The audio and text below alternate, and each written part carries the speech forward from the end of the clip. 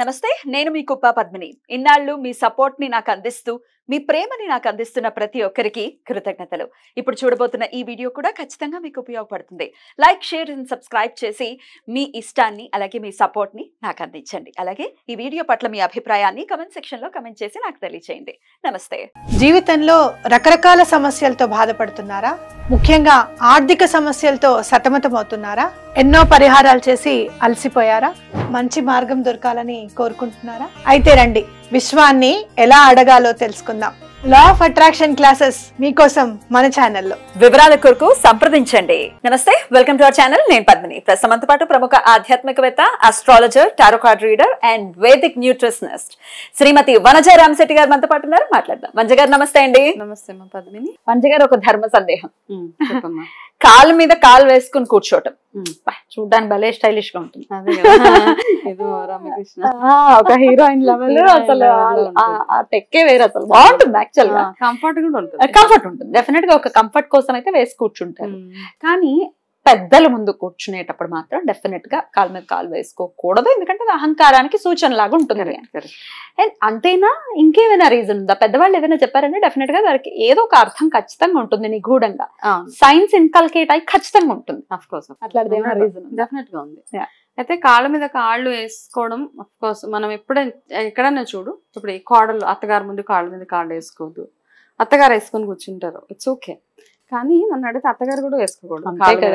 అది ఎందుకు అన్నది చెప్దాం. అయితే ఇలా మనం చెప్తూ వస్తున్నారు కదా, కాళ్ళ మీద కాలు వేసుకోకే, ఏంటి అలా కాళ్ళ మీద కాలు వేసుకొని కూర్చుంటాం, సరిగ్గా కూర్చో అంటాం.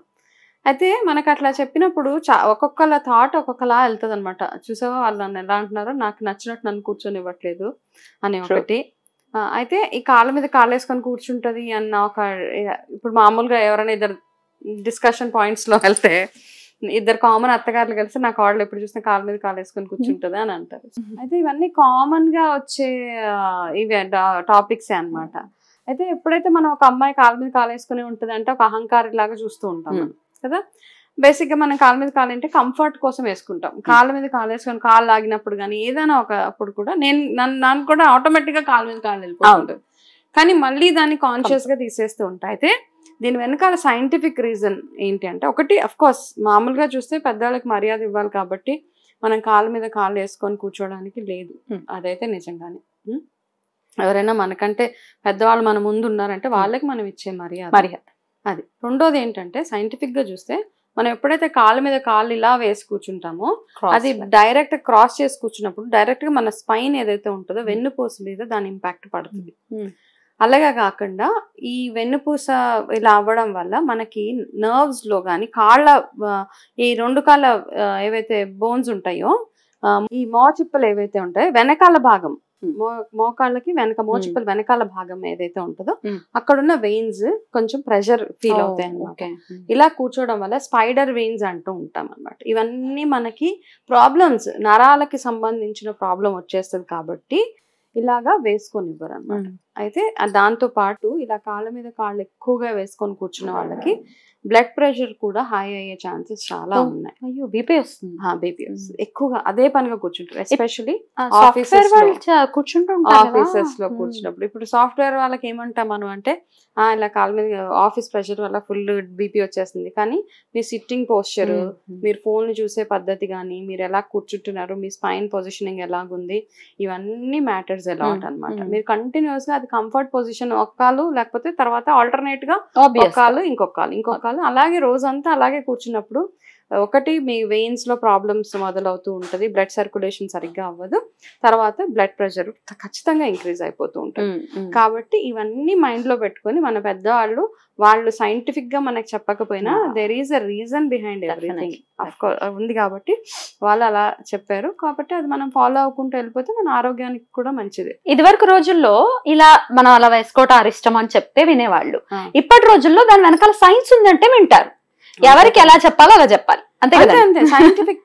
ప్రతి ఒక్క చాదస్తం అనుకునే చాదస్తం అంటామో దాని వెనకాల there is a reason, scientific reason ఉంది. కరోనా వాటిని చాలా విషయాల్ని పటాపంచల్ని చేసింది. ఆఫ్ కోర్స్ కదా, నిజంగా. ఇప్పుడు ఏదైనా 7 దగ్గర ఇంట్లో కాళ్ళు కడుక్కుని రావాలి, ఏదైనా దహన కార్యక్రమాలకు వెళ్తే స్నానం చేయాలి అని అంటే ఎందుకు చేయాలి అనేది కరోనా చక్కగా కనువిప్పుని ఇచ్చింది, అందరికి ఇచ్చేసింది. అవును, ఆ తర్వాత నుంచి కొద్దిగా తగ్గాయి అంతే కదా. చాదస్తము అనే మాటలు. చాదస్తం లేదు ఇప్పుడు, అదేంటే రియాలిటీ, అది సైన్స్ కాబట్టి ఎవరు ఏం మాట్లాడేవాళ్ళు కాదు. ఇంకా సేమ్ థింగ్, చీకటి పడ్డాక బయటకు వెళ్ళొద్దు అనేవాళ్ళు.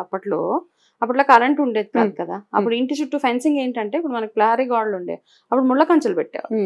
ఆ చీకట్లో బయటకు వెళ్తే ఏదైనా ముళ్ళ కంచె అడ్డుకొని ఈరుకుంటుంది అట్లా, ఇవన్నీ అన్నమాట. సో నథింగ్ ఈజ్ సూపర్స్టిషన్ అక్కడ, everything is has a reason behind it. కాబట్టి సో అప్పుడు అత్తగారు వేసుకోకూడదు, కోడలు ఎవరు వేసుకోకూడదు. అత్తగారు ముందు కోడలు వేసుకోకూడదు, కోడలు ముందు అత్తగారు వేసుకోవద్దు. ఎవరు మీ ఆరోగ్యం గురించి అంతే, ఎవరు లేకపోయినా వేసుకోకూడదు అంతే, ఎవరు లేకపోయినా వేసుకోకూడదు, కాళ్ళ మీద కాళ్ళు అంతే. అయితే ఈ కాళ్ళు ఊపేటటువంటి విషయం కూడా అది కూడా చెప్పండి. మగవారు అయితే కాళ్ళ మీద ఇట్లా క్రాస్ లెగ్స్ వేయరు గానీ ఈ కాళ్ళు ఇలా ఇలా అడ్డంగా వేసుకుంటారు, అది ఓకేనా? అసలు ఎవరికి అలౌడ్ కాదు, అది కూడా కాదు. లేదు లేదు, మనం కాళ్ళతోటి ఏమైనా అంటే నార్మల్ గా మార్నింగ్ చేసే యోగా అవన్నీ ఒకటి, కొన్ని డయాబెటీస్ తగ్గడానికి కొన్ని టిప్స్ అవి ఉంటాయి అనమాట. కాళ్ళు ఎలాగ మనము కాళ్ళని ట్విస్ట్ చేయాలి అవి తప్పించి, కాళ్ళు ఇలా వేలాడదీసి ఊపడం అవన్నిటి వల్ల రకరకాల spine related problems, sciatica problems ఇవన్నీ వచ్చేస్తుంటాయి. కాబట్టి అది ఎంతగా అవాయిడ్ చేయగలిగితే అంత మంచిది. అండ్ ఊపడం అయితే మనం చూస్తే చాలా ఇరిటేటింగ్ గా అనిపిస్తుంది. అవునవును, ఇట్లా అడ్డంగా ఊపడం గానీ, చిన్నపిల్లలు అయితే చక్కగా సరదా కోసం అలా ఊపుకుంటూ ఉంటారు.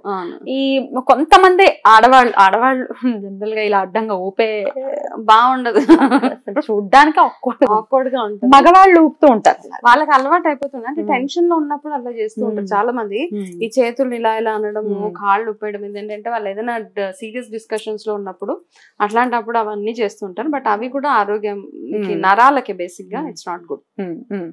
అలాగే చిన్నపిల్లలు ఊపేటప్పుడు అయితే పెద్దవాళ్ళు చెప్తుంటారు, మావయ్య ఇంటికి అరిష్టం, మావయ్య ఇంటికి ప్రత్యేకించి మేనమావ ఇంటికి ఏదో రిలేట్ చేసి పెడతారు అంతే, మేనమావలు అంటే ఇష్టం ఇష్టమని యాంగిల్లో చెప్తూ ఉంటారు. కాబట్టి అవన్నీ పెద్దవాళ్ళు ఏమైతే చెప్తారో అది గుడ్డిగా ఫాలో అవ్వకుంటూ వెళ్ళిపోవడమే. దాన్ని క్వశ్చన్ చేయడానికి లేదు. క్వశ్చన్ చేస్తే మనము ఆటోమేటిక్ గా సైంటిఫిక్ రీజనింగ్ లోకి వెళ్ళిపోవచ్చు హ్యాపీగా. రైట్.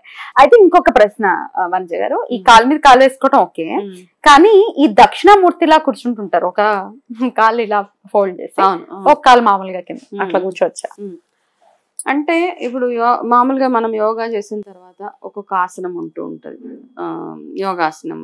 అలాగా ఆడవాళ్ళు ఏంటంటే, ఆడవాళ్ళకి ఒక్కొక్క పని చేసేటప్పుడు ఒక్కొక్క పొజిషన్ డెఫినెట్ గా ఉంటది. ఇల్లు ఊడ్చేటప్పుడు ఒక పొజిషన్, పప్పు రుబ్బేటప్పుడు ఒకటి. ఇప్పుడు అవన్నీ లేవు కాబట్టి ఏ పోజ్ అయినా ఎలా కూర్చున్నా ఒకటి. ఇప్పుడు ఆసనాల గురించి వస్తే మనం ఏమంటాం, మలాసన్ ఇస్ ద బెస్ట్ ఆసనం.